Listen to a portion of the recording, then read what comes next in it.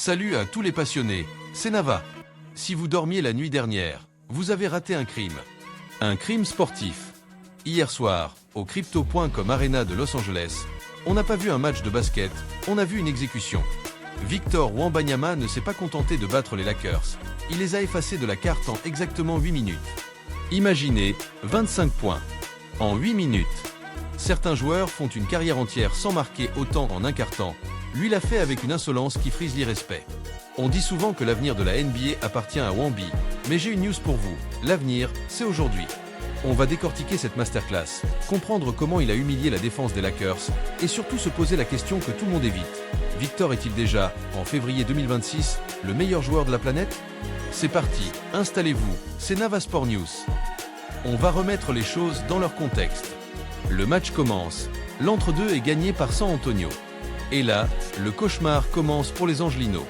Victor prend le premier tir, ficelle. Le deuxième, ficelle. En 4 minutes et 15 secondes exactement, il avait déjà 17 points au compteur à 5/5 au tir. Ce qui est terrifiant, ce n'est pas juste qu'il marque, c'est comment il marque. Il a shooté par-dessus tout le monde comme si les défenseurs étaient des plots de chantier. Rui Hachimura, trop petit. Jackson Ray, trop lent. Victor a enchaîné 3 paniers à 3 points consécutifs avec une fluidité de meneur de jeu. À la fin du premier quart-temps, il termine avec 25 points, 8 neuvièmes au tir. Pour vous donner une idée, il a failli égaler le record de James Harden pour un premier quart-temps. Le public des Lakers, d'habitude si exigeant, était silencieux. Il savait qu'ils étaient témoins de quelque chose qui n'appartient pas à notre galaxie. Alors, on va me dire, oui Nava, mais les Lakers étaient diminués. C'est vrai. Pas de LeBron, pas de Luka Doncic, blessé aux ischios, pas d'Austin Reeves. Mais est-ce que ça excuse un tel naufrage? Absolument pas. Le problème des Lakers hier soir, c'est qu'ils ont essayé de défendre sur Victor comme sur un pivot classique. Grave erreur. J.J. Redick a tenté des prises à deux, mais avec l'envergure de Wemby, il s'en moque. Il passe au-dessus. Il a distribué le jeu, libérant des espaces pour les rookies Dylan Harper et Carter Bryant qui ont eux aussi fait un carnage. Victor a fini la soirée avec 40 points et 12 rebonds en seulement 26 minutes. Lisez bien, 26 minutes. C'est le 5e joueur de l'histoire seulement à claquer 40 pions en si peu de temps. Il dépasse même Tim Duncan dans l'histoire des Spurs pour le nombre de matchs à plus de 40 points. On ne compare plus Victor aux jeunes de son âge, on le compare aux légendes au panthéon du basket. Ce que je veux que vous compreniez, c'est que Victor a changé la culture des Spurs.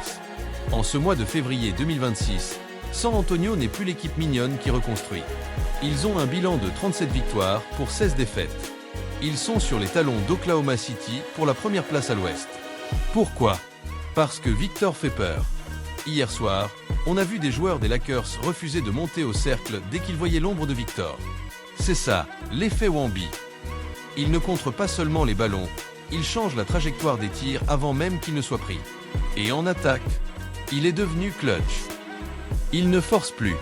Son shoot à 3 points tourne désormais à 36% cette saison, ce qui le rend littéralement indéfendable. Si vous montez sur lui, il vous élimine sur un premier pas de géant. Si vous restez loin, il vous sanctionne de loin. C'est un cheat code humain. On arrive au vrai sujet. Le All-Star Game arrive dans quelques jours, ici même à Los Angeles, à l'Intuidome. Victor va démarrer son premier All-Star Game en tant que titulaire. Mais est-ce suffisant? Pour moi, le débat est clos. Nikola Jokic est le meilleur cerveau, mais Victor est le meilleur joueur total. Hier, J.J. Redick, le coach des Lakers, a dit après le match « C'est l'un des 5 meilleurs joueurs du monde, point final ». Moi je vais plus loin. Si vous devez gagner un match pour votre vie demain, qui prenez-vous en premier dans votre équipe? Je prends le numéro 1 des Spurs. Sa progression physique est aussi flagrante. On se souvient des doutes sur sa solidité en 2024. Aujourd'hui, en 2026, il encaisse les chocs, il finit ses dunks avec une puissance qu'il n'avait pas. Il a dompté la NBA. Bref, les amis, ce qu'on a vu hier soir contre les Lakers, c'est un message envoyé au reste de la ligue juste avant les playoffs.